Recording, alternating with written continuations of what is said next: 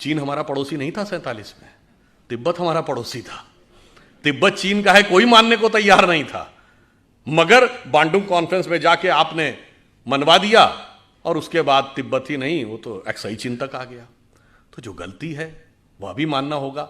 आपको पता है नॉर्थ वेस्ट फ्रंटियर प्रोविंस जो आजकल खैबर पख्तूनवा है, फाटा का इलाका, वहां मुस्लिम लीग नहीं जीती थी, वहां कांग्रेस जीती थी।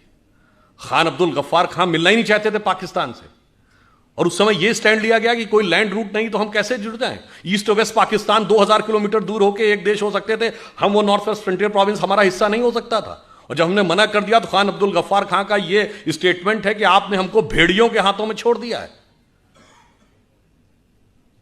पता है आपको बलूचिस्तान ये पाकिस्तान का हिस्सा नहीं था, खान ऑफ कलात कभी नहीं मिलना चाहते थे। आप में से बहुत से लोगों को नहीं पता होगा कि ओमान 47 में बॉम्बे प्रेसिडेंसी से कंट्रोल होता था। ओमान हमने कितना छोड़ा है, कितना गंवाया है, सब कुछ गंवाते चले गए। एक बात विचार करिए, हम 2022 में बैठे हैं, जरा 1918 या 19 का 105 साल पहले का भारत देखिए। सिर्फ पाकिस्तान बांग्लादेश ही नहीं, अफगानिस्तान बर्मा भी हमारे हिस्सा था। हमने बताया ना ओमान तक उससे कंट्रोल होता था।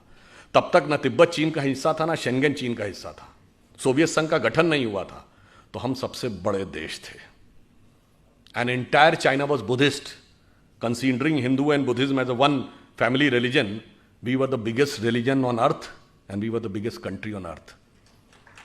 और आज जो हालात हुए, अगर मजबूत सरकार नहीं रही तो 2047 तक जो हालात हैं, कश्मीर वैली में क्या होगा, क्वेश्चन मार्क। नॉर्थ ईस्ट में क्या होगा, क्वेश्चन मार्क। केरल और पश्चिमी उत्तर प्रदेश के कुछ इलाके और बंगाल के, बांग्लादेश से जुड़े इलाकों में क्या होगा, क्वेश्चन मार्क। नक्सल प्रभावी इलाकों में, छत्तीसगढ़ में, झारखंड में, उड़ीसा के इंटीरियर इलाकों में क्या होगा, क्वेश्चन मार्क। यानी खतरा यह है कि मजबूत सरकार ना हो तो आजादी के 100 साल बाद हो सकता है हम अपने उस ओरिजिनल इलाके के आधे रह जाएं। इन सब चुनौतियों को समझना है और उसके अनुसार हमें यह संघर्ष करना है कि स्वतंत्रता को हमें सार्थक करना है। उसके लिए हमें इन सारे जितने भी प्रकार की चीज़ें हैं उससे चौकन्ना रहना है। और जो मैकाले का माइंडसेट 19वीं सदी का और मार्क्सवाद का माइंडसेट 20वीं सदी का, दोनों से अपने मन में जितने विष हैं उस मनोरोग से मुक्ति पानी है। और जो अभी कहा गया था कि 21वीं सदी हमारी होगी, तो मैं बताना चाहता हूं कि 1 जनवरी 1901 को जब इस देश में सूरज उगा तो पूरे देश में किसकी सरकार थी, अंग्रेज की। 1 जनवरी 1951 को पूरे देश में किसकी सरकार थी, कांग्रेस की।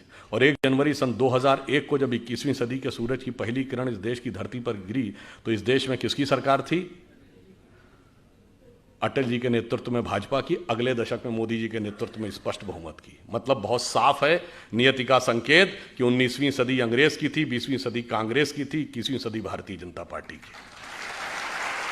तो 21वीं सदी हमारी है, हमारी उस विचार की है। इसलिए अब हम आगे बढ़ें और मन में यह पूरा कॉन्फिडेंस रखें कि अगला वक्त हमारा ही आने वाला है। और ये सिर्फ देश के अंदर नहीं, बस एक पंक्ति कहकर बात समाप्त करता हूं। देखिए दुनिया का आप पूरा देख लीजिए। एक दौर में 2500 साल पहले हम दुनिया के पावर सेंटर थे, economic, intellectual and military power centre. जब वो खत्म हुआ, भारत का डाउनफॉल हुआ, तो सेंटर कहा गया king Darius of Persia, Iran की तरफ चला गया। फिर जब ईरान का डाउनफॉल हुआ तो मेसोपोटामियन एम्पायर, बगदाद का एम्पायर। फिर उसका डाउनफॉल हुआ तो टर्किश एम्पायर। टर्किश एम्पायर के बाद रोमन एम्पायर, पहले ईस्टर्न रोमन एम्पायर जिसका इस्तांबुल कैपिटल थी जो आज टर्की की है, उसके बाद रोमन एम्पायर। रोम का डाउनफॉल हुआ तो पुर्तगाल और स्पेन का जमाना। पुर्तगाल और स्पेन के बाद ब्रिटेन और फ्रांस का जमाना। ब्रिटेन और फ्रांस के बाद अमेरिका का जमाना। अमेरिका में सबसे prosperous west coast, San Francisco, Los Angeles belt. उसके बाद अब पिछले 100 साल में आ जाइए जापान का जमाना। जापान के बाद आ जाइए पिछले 50 साल में tigers of the Asia Pacific, Hong Kong, Taiwan, Singapore, Macau. अब चीन का जलजला चल रहा है। तो अगला मुकाम क्या है, इसमें कोई संदेह मत रखिएगा कि अगला मुकाम हमारा आने वाला है। और हम यदि दुनिया में आगे बढ़ेंगे तो we are not there to dominate the world, we are there to motivate the world. चीन दुनिया को दबाने के लिए आगे आ रहा है, हम दुनिया को प्रेरित करने के लिए आगे आ रहे हैं। और इसीलिए हम वर्ल्ड की सुपर पावर नहीं बनना चाहते, हम जगत गुरु बनना चाहते हैं। क्योंकि पावरफुल व्यक्ति के बगल में खड़े होकर अक्सर आप संकोच, ठिठका, कहीं कहीं दबा हुआ महसूस कर सकते हैं। परंतु गुरु के बगल में खड़े होकर आप आनंदित, आह्लादित और उन्नत महसूस करते हैं, और जिसकी झलक योग दिवस के रूप में दिखाई पड़ने लगी है कि हम राष्ट्र से लेकर व्यक्ति तक को मोटिवेट करने की क्षमता रखते हैं। और फाइनली एक बात और कह दूं, ये प्रेरणा हमें कहां से मिलती है? आज आप देखिए, चाइना ताइवान के ऊपर डोमिनेट करना चाह रहा है, तो रशिया यूक्रेन के ऊपर डोमिनेट करना चाह रहा है, तो पूरी दुनिया की जियोपॉलिटिक्स इस पे चल रही है, एनेक्सेशन, सब्जुगेशन एंड डोमिनेशन।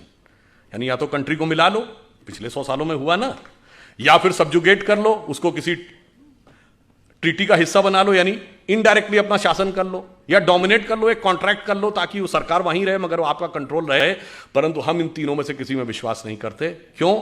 जब भगवान राम ने लंका पर विजय प्राप्त की तो क्या उसका एनेक्सेशन किया? नहीं। वहां कोई अपना डिप्टी या वाइसराय अपॉइंट किया, यानी सब्जुगेशन किया? नहीं। वहां से कोई कॉन्ट्रैक्ट साइन कराया, यानी डोमिनेशन किया? नहीं। मूल्यों को स्थापित किया और सह अस्तित्व का विचार दिया। इसीलिए we are the only country in the world which never went for invasion, and if somebody consider Hinduism as a religion, we never went for conversion, because we are having no concept of conversion. और पूरी दुनिया में आग लगी हुई है इसी वजह से। इसलिए अगर 21वीं सदी में विश्व का उदय होना है तो वो सिर्फ हम ही दे सकते हैं, और हमारे अंदर ही वो क्षमता है। अटल जी की कविता की यह पंक्ति, उस विचार जिसे सांप्रदायिक कह के बहुत लांछित किया जाता है, वो सिर्फ हमारी उन्नति के लिए अमृतकाल जरूरी नहीं है। जब 2047 में हम उस पीक के ऊपर बैठे होंगे, उस समय हम दुनिया को क्या दे रहे होंगे? उनकी प्रख्यात कविता जो पुराने लोगों को याद होगी, हिंदू तन मन हिंदू जीवन, रग रग हिंदू मेरा परिचय। तो उन्होंने कहा था कि होकर स्वतंत्र मैंने कब चाहा मैं कर लूं जग को गुलाम, मैंने तो सदा सिखाया है करना अपने मन को गुलाम। गोपाल राम के नामों पर कब मैंने अत्याचार किया, कब दुनिया को हिंदू करने घर घर में नरसंहार किया। कोई बतलाए काबुल में जाकर कितनी मस्जिद तोड़ी, भूभाग नहीं शत शत मानव के हृदय जीतने का निश्चय। हिंदू तन मन हिंदू जीवन, रग रग हिंदू मेरा परिचय। और फाइनली एक कॉन्सेप्ट अपने दिमाग से पूरी तरह निकालना पड़ेगा। ये जो हमसे कहा गया ना, हम वो देश थे जो आके सेटल होते गए तो लोग बसते चले गए। सरजमीने हिंद पर अक़वाम आलम के फिराक, काफिले बसते गए हिंदोस्तां बनता गया। ये हम सराय नहीं थे कि आके सेटल होते गए, हम वो थे जहां ज्ञान का पहला उदय हुआ और पूरे विश्व को हमने संदेश दिया। इसलिए हमारा राष्ट्रवाद क्या है?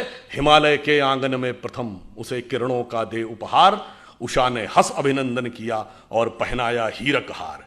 जगे हम लगे जगाने विश्व लोक में फिर फैला आलोक, व्योम तम पुंज हुआ तब नष्ट, निखिल संस्कृति हो उठी अशोक। तो संपूर्ण संसार को शोक से विरत करके उसे सुख के मार्ग पर प्रेरित करने की सामर्थ्य हमारी है। इसके लिए आप प्रण करें, कमर कसें, स्वतंत्रता को सार्थक करने कमर कसें, बलिदान करें, जो पाया उसमें खो न जाएं, जो खोया उसका ध्यान करें।